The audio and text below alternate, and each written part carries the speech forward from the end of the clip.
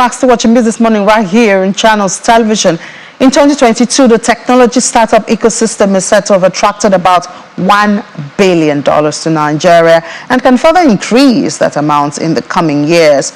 According to Dr. Bosun Tijani, well, we know him as a founder of CC Hub, is now the minister in charge of making policies, of communications, innovation, and digital economy. Dr. Tijani believes that the industry can attract over $10 billion in funding. Sounds attractive. Is it possible? Are we ready for it? Well, let's delve into this with joining us from London, virtually from London, is Sherry Pepper, the founder and president of Niger Tech Brain. She has first-hand information and interaction with a lot of the brains that deal with this $1 billion or $10 billion that we're hoping to get. Thank you so much for joining us, Ms. Pepper. And we attracted $1 billion. Have we done enough with it? Is it maximally utilized?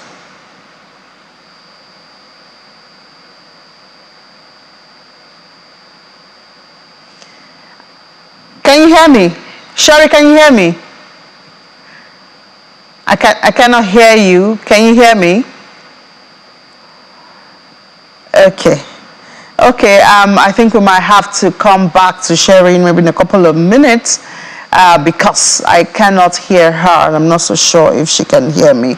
But I mean, the issue of attracting funds is one thing because we do know if there's no accountability or maximum use of those funds, then we may not be able to sustain the momentum of attracting those funds, or most of these funds are investment, and so they need, to generate profit for those who took the risk to invest that. We've seen Dr. Tijani really busy. I mean, even in our Funded Forward, I hope you did see that yesterday, where the winner emerged. We'd like to say congratulations to them. But we saw Dr. Tijani there also encouraging the young minds on how to infuse technology into solving everyday problem, which comes back to that slogan of Africa to the world. Can these brains, can they prefer solutions to the world's problem, first of course to African problems and then to global problems, at the end of the day. If the minister is projecting $10 billion, do we have, as a country,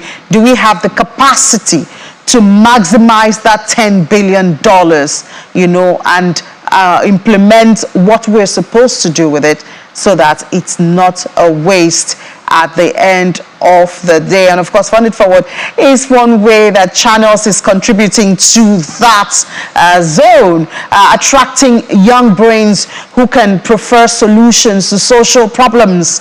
And we saw the first set of winners yesterday. You need to stay with Channels Television. We'll get you that report in case you missed it yesterday in subsequent broadcast today. So please don't miss and don't tune off the station. Stay here with Channels Television. Let's see again if Sherry can hear us now. Hi, Sherry, can you hear me?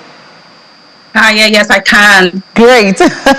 Great. So we saw that Nigeria attracted $1 billion, and the minister is saying we can attract more than that. We can do $10 billion. But starting with what we've already attracted, would you say that those funds and investments are maximally utilized? I think it's quite an ambitious projection to say we can attract about 10 billion, but I would say let's follow a baby step there. Having attracted 1 billion, I think, we have the capacity to attract much more. But the key thing there is we have to also look inward, as in look inside, and make sure that we have the right measures, we have the right models and the right strategies, to actually give the confidence level that investors would require for them to take the risk of investing even much more. But also, it's also key to understand where we are with the investments that we have received so far. For example, what we have with Flutterwave, what we can see with Baystack, and a lot more. I think it's so. With that, I can say we are optimistic that if those organizations and those companies are doing what they are, expanding outside the scope of Nigeria, reaching out to other countries in Africa, and we can see getting more traction from the international world, then yeah, we are headed somewhere. Yes, we can get to 10 billion, but I think it has to be projected across a number of years and not 1 year per se. Okay, so we had that slogan of Africa Solutions to the World and all of that. And I mean, it's wonderful, even though someone, I think as you started, said, let's look inwards. Can we deal with our problems first? Have we sorted out ourselves with our solutions before selling them to the world? Aren't we getting ahead of ourselves? I think, to be honest, African solutions to the world. I'll tell you what, Africa is an untapped terrain at the moment. So we have the capacity to build on more. However, what is key is no one, and I repeat this, no one knows more than we do. So what we need to do is to look inward, back again in terms of looking inward, understanding what works well for us, fix our problem first, and then we take it out to the world. It's because I have over 13 years experience in the finance sector here in the UK. And I know that the thing that makes for us to go out and increase confidence, level with our stakeholders, with investors, we would have to do some inward work with regards to mitigating any issues or any risks that we have. So within Africa, for us to say to the world we have solutions, we can prefer solutions to stand the global market. They would always want to look back to what do we currently have? How have we been able to fix our problem, our internal problem, with those solutions? And so we have to test run the solutions at home first before we think about, taking them outside. But in terms of saying, can we do that? Yes, we can. But let's start from somewhere. Yeah, but so you are an African, you're a Nigerian, but I mean, you're abroad. What are you guys doing? Are you contributing from there, or your branding? What exactly are you guys doing and contributing to all of this move?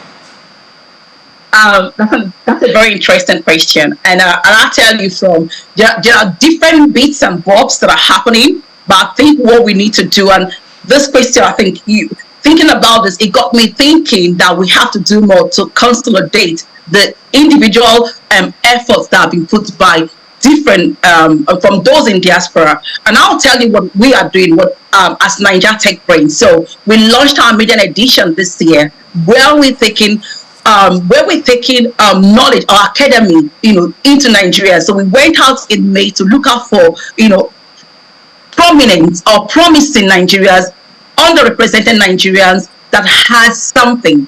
And as we went through that process, we were able to identify 10 of our finalists. And just in a few weeks ago, we had a median. And tell me you're not doing this for profit, Sherry. Tell me you're doing this as a CSR. To be honest, we are, you can check it out. We haven't asked anyone for money yet. So we're not doing it for profit. But at the same time, it has to be sustained. So we have that in our prospects. So it's not for the money. It's about the value that we bring back. Let me say this to you. There are a lot of Nigerians that are doing great things outside the shores of Nigeria. And until we begin to build an environment, an ecosystem that would attract them, then we will not. If truth be said, if you look at the current terrain in Nigeria, nobody wants to invest. Nobody will want to invest because of the uncertainties. Is it the forex exchange, etc.? However, but we have to look beyond that. We have to see into the future. We have to see that there's an untapped resources in Nigeria that we can harness on, that we can actually build and make our nation proud. Not just Nigeria proud, but across Africa. And as many organizations that are looking out to tap the African terrain, the resources there, why can we not take advantage of that? Yeah, why so can we not maybe Sherry, you should do, maybe since people like Sherry are afraid of coming into Nigeria, you should do more collaboration with those who are operating in Nigeria. They could be your eyes and legs and ears back home. But we are doing that already. We are doing that already. So we are not afraid. We were in Nigeria a few weeks ago, and we are bringing more people. We were able to consolidate a team in the US, a team in the UK, and we were able to take this training down to competition down to Nigeria. So it's just the beginning. And now we also going to be encouraging others who are scared of, and we're telling them that it's not as bad as you think. Because that's the problem we have here. But I'll tell you what, Nigerians are doing great things outside the shores of Nigeria. And if you want to think about it, think about flutterwave. Think about the guys doing the pace. Like, if I say flutterwave, from what I read about them, they were in diaspora before, but they decided to come back home. And so there are many of us who want to come back home and do great things. So it's just that we have to believe that we can and that we will. So all right, Sherry. All right, Sherry, we're waiting for you. Trust us. We're working on that, on those fears of yours, and we'll make the environment better for you to come back home and stay. Thank you so much. Founder and president of Niger Tech Brain, Sherry Pepple. Thank you.